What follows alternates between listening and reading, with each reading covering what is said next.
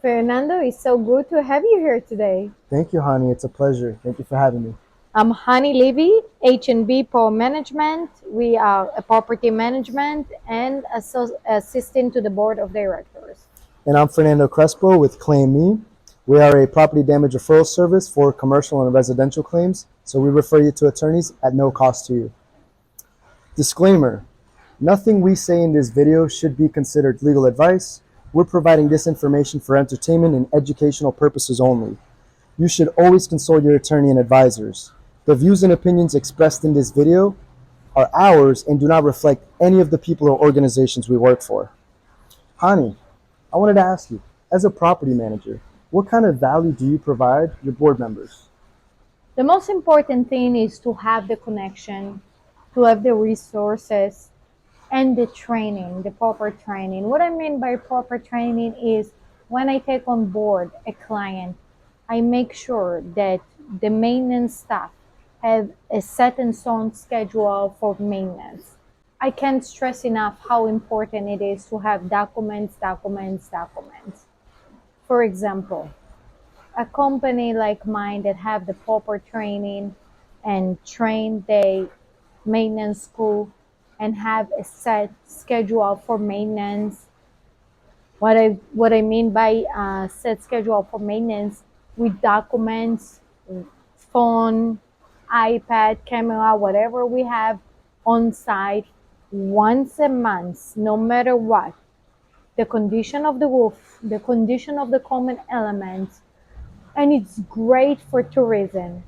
One reason, Fernando, is if you had something that need attention and need repair, you catch it right away, you fix it right away, and move on. You don't have deferred maintenance. You avoid all the problems that come in with deferred maintenance. And it gets more expensive, obviously, too. The second reason is, and let me give you an example.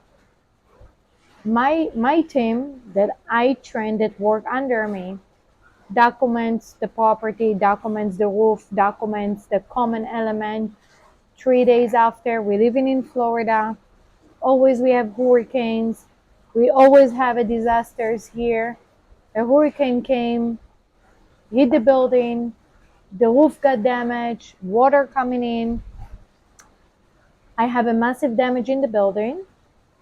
And what happened when I have a massive damage in the building and I call someone like you and I need him on board, then you can tell me and bring out the value of why what I'm doing in behind the scene is extremely important. Well, it's very important that you do train your staff to recognize and see these damages and document it because documentation is crucial, especially when you're filing a claim to the insurance company. Because if you don't have documentation or proof of what happened before, of what it looked like, the state it was in, the insurance could deny it for several reasons. And they could be for long term damage, pre existing, or even negligence. So I think that's great that you train your staff to make sure that they document everything and that you're providing this kind of service for your properties.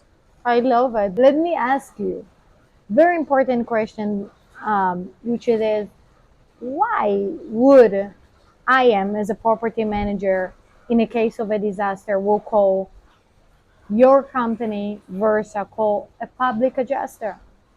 Well, put it this way: would you want to pay two people instead of one? Because, say, God forbid, the adjuster involved doesn't get the claim paid, it gets denied or underpaid. Now there's a possibility the claim has to go into litigation, and only attorney can litigate. So if it does get paid in litigation and an attorney is involved, not only are you paying the attorney, but you're also paying the adjuster as well. So in the long run, you're saving money. And with us, you have the attorney right off the bat.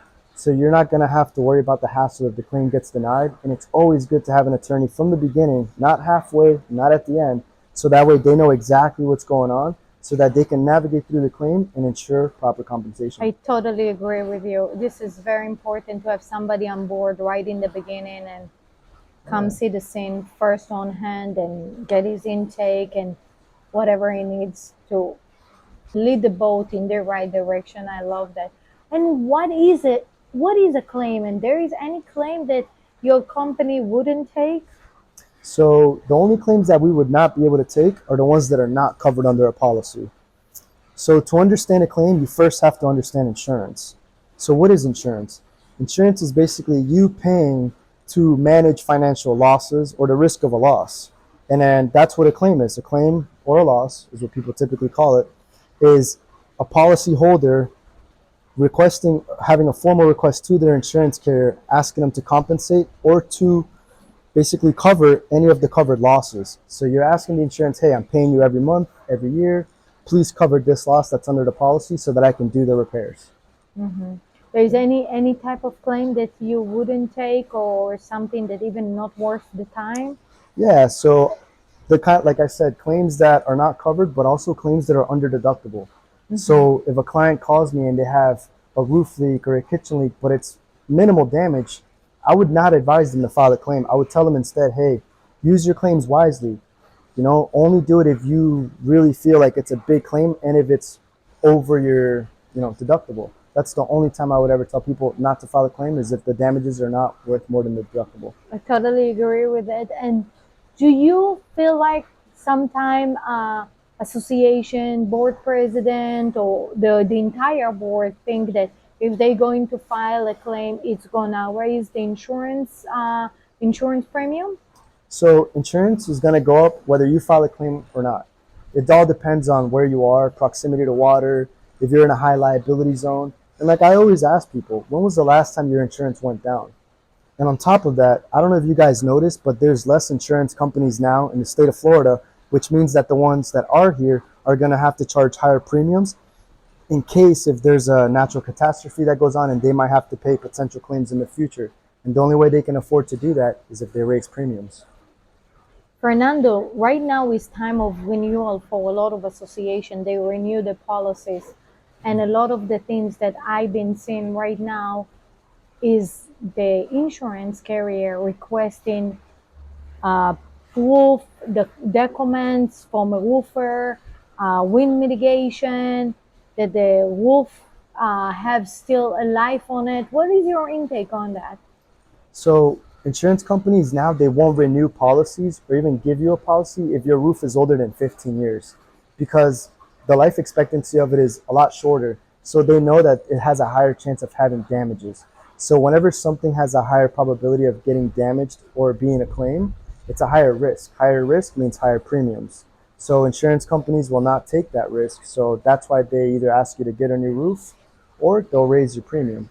Definitely maintain the roof, or if it's time to replace it, go ahead and do that. Absolutely. It's just more appealing to the insurance and gonna be just a wise decision that a board can take, right? Yeah, and if you have damages on your roof and you have coverages and you have it covered, I would definitely say, yeah, you can file a claim as long as it's covered, as long as it's within the appropriate time frame. You shouldn't be afraid to claim something that you're paying for every year, every month. Let's talk a little bit about the legislative. Sure. What happened with the new change, small change in the law regarding attorneys and the fees? Yes, so the biggest law change that happened this year regarding attorneys is that now, after January 1st, 2023, attorney fees cannot be paid separately. So in the past, if an attorney got you recovery for a claim, they were able to get the claim paid separately if it was in litigation.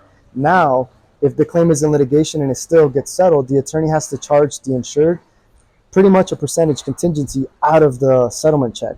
So it's giving the insureds less money in essence, but the attorneys are still being able to help them. It's just kind of like giving a little bit of a pickle and more complicated for insureds to file claims. But with our help, we'll be able to get you guys there. Fernando, how do we know what exactly is covered in the policy and what is not? You can always contact ClaimeMe and we'll review your policy for free at no cost to you to ensure that you have proper coverage. So in the event of a natural disaster, you guys have the right coverage For free. for free. Thank you, Fernando, so much. We definitely need to do more of this video. We need to bring more experts in this field and educate our board member, our audience The whole about. community. Yeah, absolutely. It's been a pleasure, honey. Thank you so Great to much. have you. Thank you. Likewise.